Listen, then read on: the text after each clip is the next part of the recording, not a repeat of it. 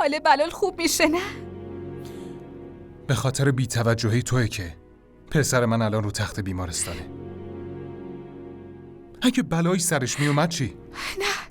نه بلایی سرش نمیاد. حالش خوب میشه. باید خوب بشه. دعا کن که حالش خوب بشه. اگه خدایی نکرده بلایی سرش بیاد هیچ وقت نمیبخشمه معصومه. نه بلایی سرش نمیاد. شما پسرتون مسموم شده؟ متاسفانه دیر رسوندینش، ممکنه خوب نشه. من معده رو شستشو دادم ولی چی؟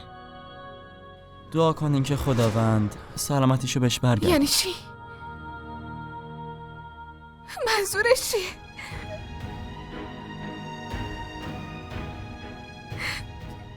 خدای بزرگ، خدای من حال بلالو خوب کن.